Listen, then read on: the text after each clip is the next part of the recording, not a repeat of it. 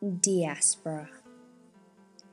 Diaspora is the movement of a group of people with a shared nationality or ethnic group away from their homeland to a new location. Hi, my name is Delia and I have been a part of Diaspora. I'm from Melbourne, Australia, where I grew up until I was 11 years old. I went to St. John's Catholic Primary School. My parents taught me faith in God, but not based in any specific religion. By third grade, I decided to become a Catholic, which I had been influenced by at school. Being Australian is a way of life. Australians are known for being laid back, and regardless of what race, everyone is treated equally. Schooling in Australia is very different to the world.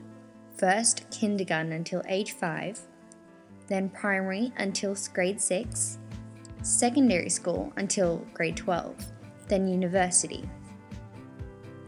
Halfway through grade 6, my family moved to Qatar when I was 11 for my father's work. I had never heard of the country Qatar.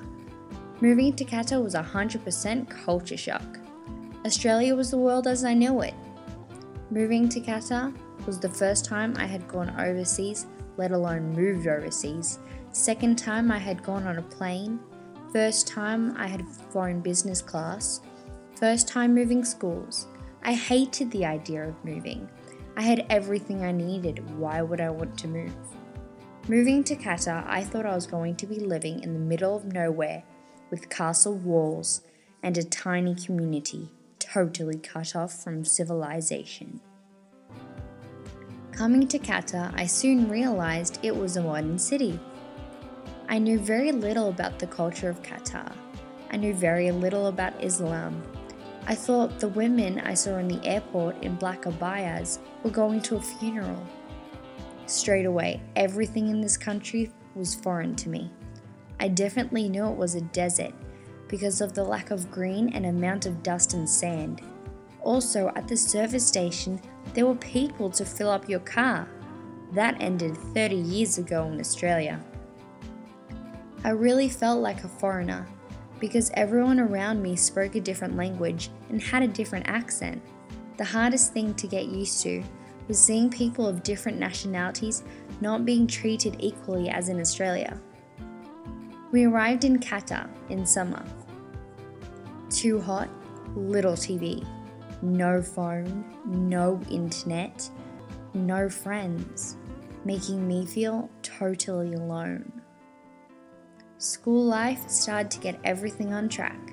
I made new friends, found my accent funny to others. For example, in Australia, we say runners. In America, it's sneakers. I had to learn to speak in a different way so that people could understand my accent and me. So already American English was influencing my English. Qatar has opened my eyes to the world. Looking outside my window, I see young boys with different nationalities playing soccer. I see all the varieties of food. Each dish has its own essence of culture. Now, I don't just think about the way I have been brought up or my culture. I take into account other people's cultures, and I now have learned to place myself in other people's shoes and look at the big picture. I get to travel to many places quickly, meet lots of people, and experience countries I never would have if I had stayed in Australia. I'm in the soccer team traveling to Dubai for a tournament.